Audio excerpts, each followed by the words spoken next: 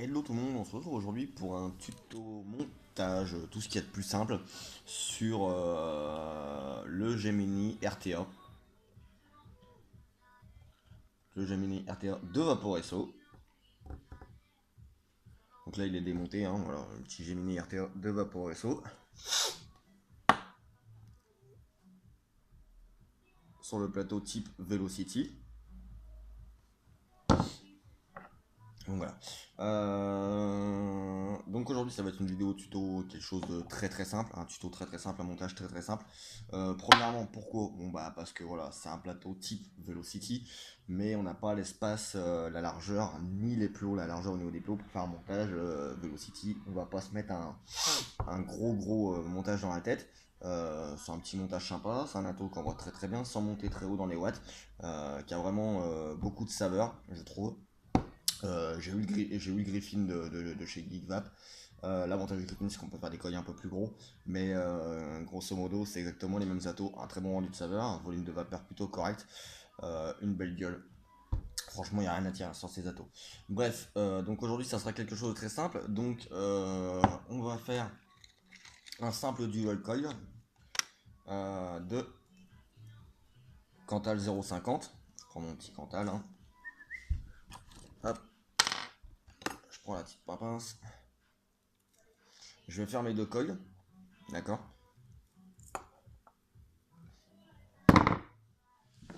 Donc toujours pareil, hein, comme d'habitude, on ne change pas. Pour réussir à faire un coil facilement, on prend toujours une petite longueur de patte, surtout que le Cantal maintenant ça coûte vraiment plus cher, donc on peut en gâcher un petit peu. Moi ce que je fais, c'est que je viens je sais pas si vous allez bien voir, je viens le faire dépasser, hein, littéralement. Je viens littéralement le faire dépasser pour bien le caler avec mon doigt. Et ensuite je viens et je fais mes tours. Donc je vais faire un double coil de 6 tours. Donc pour que ça me fasse 6 tours, forcément je vais en faire un ou deux de plus, parce qu'après quand je vais le tourner, je vais le tendre. Donc on va faire 1, 2, 3, 4, 5, 6, 7 et 8. Voilà, j'ai fait 8 tours. Donc à partir de là, mon bout que j'avais laissé dépasser, je viens le remettre de manière à pouvoir l'avoir facilement. Je le prends avec la pince pour éviter de me fatiguer. Donc là, mes deux pattes sont toutes les deux du même côté, ce qui va me permettre derrière de calculer plus facilement. Je vais tirer de 2 tours. Donc 1, 1,5. Il a été un peu fort. 2. Voilà, je vérifie que j'ai bien mes 6 tours. 1, 2, 3, 4, 5, 6. C'est parfait, c'est merveilleux. Donc je coupe. Parce que j'ai du rab en masse. Je vais l'installer. Moi, j'installe d'abord un coil par un coil, hein. Je vais l'installer dans mon plateau. Donc, pour avoir un système de coil droit, je mets. Là, vous voyez que vous avez les trous. Alors, moi, je vais venir mettre un bout du coil là et une patte de coil en haut. Ce qui fait que ça va monter en diagonale. Et de l'autre côté en diagonale aussi, ce qui va me permettre de centrer au niveau de la hauteur et de la largeur du plateau. Comme un plateau Velocity, tout simplement, comme un plateau RDA, enfin, comme un plateau basique, hein. On est d'accord. Hop, je viens lui caler le coil. Moi, ce que j'aime bien faire, c'est reprendre ma petite pince pour bien le tirer un petit peu, voilà, au-dessus des airflows derrière. Vous voyez là, je trouve que ça fait petit 5 tours. 6 tours. Je vais m'en refaire deux petits pour le plaisir. Je vais faire un double coil de 8 tours.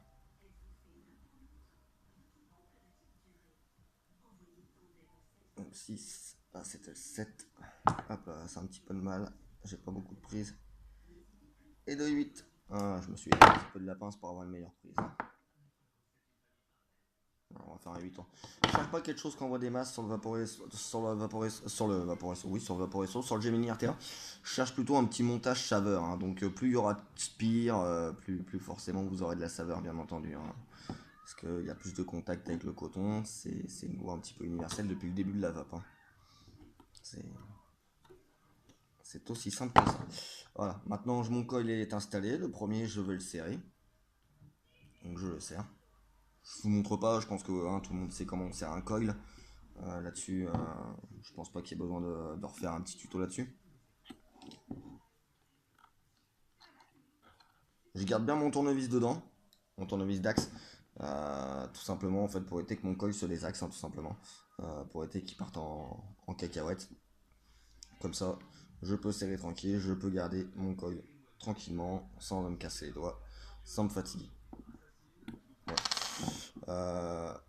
Hop, je le recadre un tout petit peu, je vire le surplus des pattes. Donc, je viens me mettre à rabord, hein, avec la pince coupante. Si vous avez la pince spéciale VAP, c'est encore mieux. Moi, j'ai toujours fait comme ça parce qu'à l'époque, les pinces spéciales, quand elles n'existaient pas, hein, on se débrouillait avec ce qu'on avait.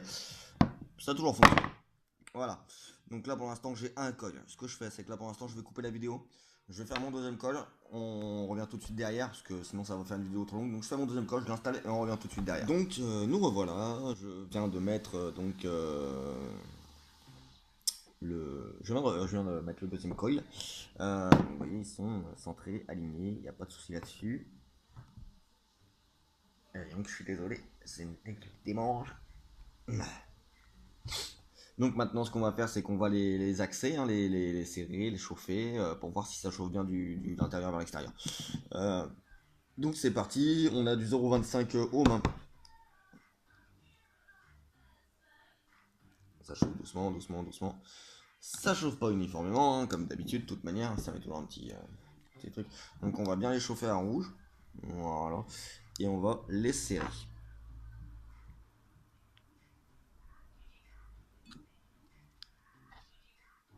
Celui-là rougit bien de l'intérieur vers l'extérieur, il rougit bien du centre. Manque plus que celui-là à faire.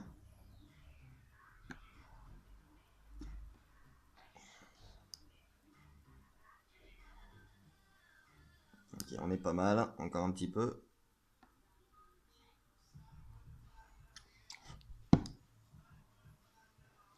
On est bon, on est bon. Juste leur serrer un petit peu parce qu'il chauffe moins vite que l'autre, donc il doit être moins serré, je pense.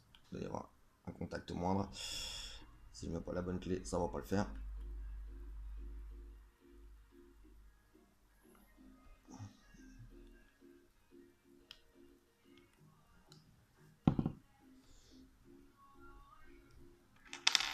Ah, on est bon, on est bon, on est bon. Serre-toi juste un petit peu, toi. Voilà, on est bon. Bon, par contre, 30 watts, c'est un peu diesel, hein. Donc on va l'augmenter un petit peu. Je vais la balancer à 40 watts, hein. Tac, tac. 40, voilà. Là, on va vérifier qu'il chauffe bien uniformément, hein. Ah, j'en ai un qui chauffe plus que l'autre. J'en ai un qui chauffe plus que l'autre, j'en ai un qui chauffe plus que l'autre.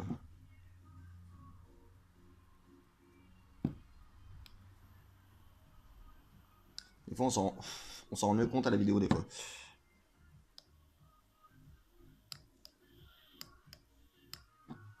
Voilà, là on est bon. Voilà, donc le montage est effectué. Maintenant, vous n'avez plus qu'à cotonner. Donc, c'est le même principe que le Griffin, donc pas mal d'atos dans ce style. J'aime bien remettre un petit coup. C'est parfait, c'est parfait. Donc, on prend notre coton, hein. Je suis désolé, ça doit faire un gros contre-jour sur la vidéo. J'ai le soleil là, qui vient de taper sur la vitre. Le problème, c'est que si je ferme le volet, on voit plus rien. Je suis un petit peu obligé. Je vais essayer de me mettre comme ça. Je sais pas si vous verrez mieux. Voilà. Donc, je prends la bande de coton. Je coupe mon coton.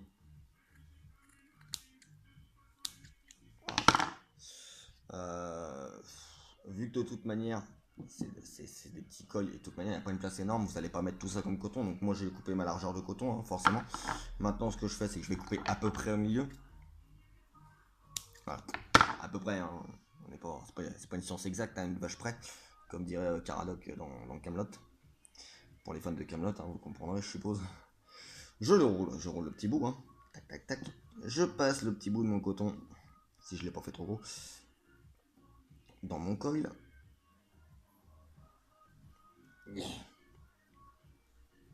Toujours la partie un peu délicate si on le fait. Voilà, parfait.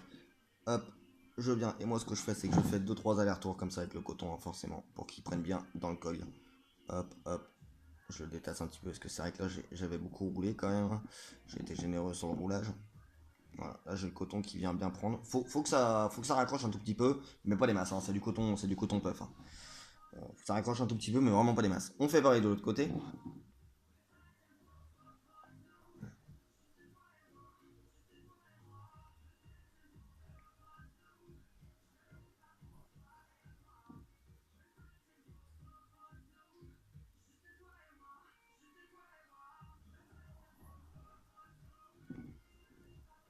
Voilà.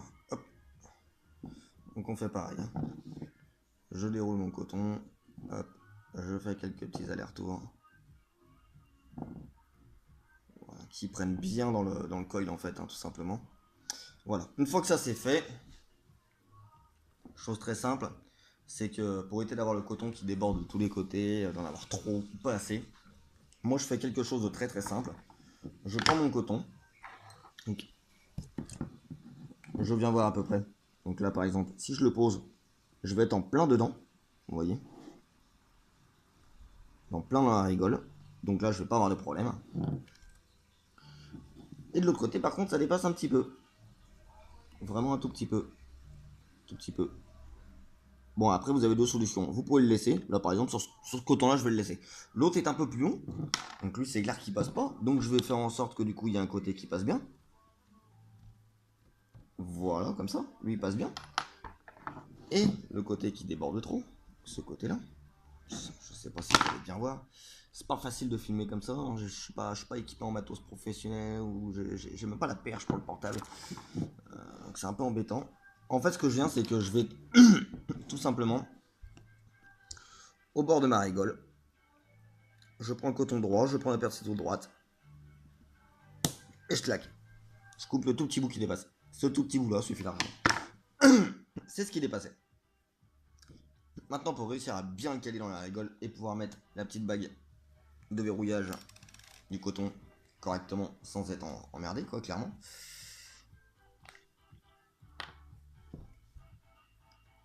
Je vais humidifier mes cotons. Puis en plus, ça va permettre de les tirer un petit peu. Donc s'il y a encore du coton en trop que je peux enlever, je vais pouvoir l'enlever. Parce que là, je vais le voir directement. Vu que ça sera, ça m'aide à étirer les fibres du coton. Mais normalement, on est bon. Voilà. Après, s'il y en a un tout petit peu trop, c'est pas grave. C'est juste qu'en fait, sinon, c'est embêtant pour tourner quand, quand vous tournez pour vous arriver de jus. Mais c'est surtout le plus embêtant qui est pas mal de coton. C'est surtout en fait, c'est pour la petite bague là, que je viens de vous montrer, que vous allez voir, qui est un peu chiante à mettre. Hein, c'est comme le Griffin par contre. C'est un système que je trouve. Ils auraient pu trouver autre chose. Hein. Clairement, je trouve ça. Je trouve que ce système là de la bague pour le coton, honnêtement, je trouve que c'est un système de merde. Hein. Ils auraient pu trouver un truc beaucoup plus simple. Mais bon, dans l'ensemble, c'est pas non plus. Voilà. C'est quelque chose qui est correct. C'est vraiment pas prise de tête. C'est pas trop prise de tête, du moins. Par contre, c'est fragile. Moi, sur mon Griffin, par exemple, un jour, j'ai évaporé du jus bien sucré. Un fruit, mais vraiment très sucré avec beaucoup de sucre. J'avais envie de changer. Je suis reparti sur mon Typhoon, peut-être 15 jours. J'ai laissé mon jus dans le Griffin. J'ai voulu changer de jus et tout. Refaire mon coton. Et impossible de refaire. La bague de verrouillage avait complètement grippé avec le sucre. J'ai passé dans l'eau bouillante avec du vinaigre, j'ai passé au lave-vaisselle et tout, ça avait grippé. Finalement, j'ai pas réussi à l'enlever, j'ai été obligé de forcer avec la pince. J'ai tout brayé, mon Griffin était mort. J'étais dégoûté. Donc voilà. Après, celle-là, je trouve qu'elle est quand même plus simple à mettre. Le pas de vis est plus simple. Elle est moins tatillon, et moins chiante que celle du Griffin. Donc ils ont tous les deux leurs avantages et leurs inconvénients. Hein. C'est sensiblement les mêmes, hein, sinon de toute manière. Voilà, donc là maintenant je mets ma bague de verrouillage. Donc je l'ai mise, donc elle passe. Et une fois que j'arrive en bas, au bout, je la mets le plus droit possible, forcément. Il faut que j'arrive à trouver le pas de vis. Et là, c'est la foire au jus. Parce que si vous faites comme moi, du coup, vous en avez plein les doigts. Bon, c'est la méthode la plus simple que j'ai trouvée. Hein, on est vapoteur, on en fait des montages, on a l'habitude d'avoir du jus plein les doigts. Donc voilà. Et bah une fois que ça c'est fait, vous avez terminé. Voilà. Ça va. Vous voyez, c'est parfait. Je suis à 40 watts. Je suis à 3,2 volts. Pas besoin de monter très haut. C'est pas un montage, vous n'allez pas le monter à 60 watts. Hein. 60 watts, vous allez vous péter un drive dans la gueule, vous allez comprendre. Faut rester raisonnable. 40 watts, c'est franchement le maximum pour ce type de montage. On peut faire des montages qui vont plus haut, hein, bien entendu. Là, je voulais un montage simple. Je vois surtout sur l'autonomie, parce que là, en plus, je vais aller au VAP Expo. Donc forcément, je vois sur l'autonomie ce que ça va donner. Puis voilà, hein. Donc là, une fois que ça c'est fait, vous n'avez plus qu'à venir balancer votre tank. Vous venez visser votre tank. Voilà. Vous pouvez gérer vos contrôles de jus. Hop, hop, hop, hop. Waouh, c'est magique. Vous fermez bien les arrivées de jus et les arrivées d'air. Vous mettez votre jus dedans. Là, je ne peux pas en mettre beaucoup, hein, c'est juste histoire de. Vous fermez bien le capot.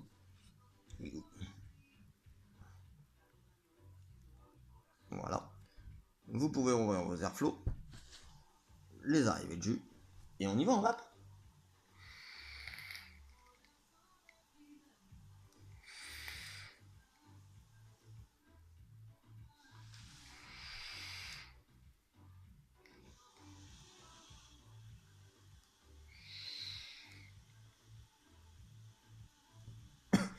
Un bon citron frais de chez Youm, pique un petit peu en gorge le citron.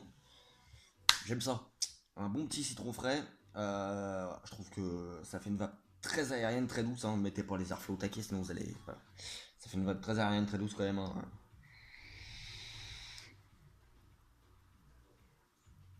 C'est merveilleux. On peut même le descendre à 30 watts, si on veut.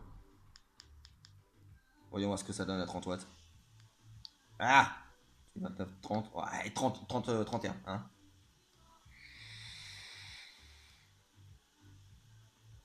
C'est pas trop diesel.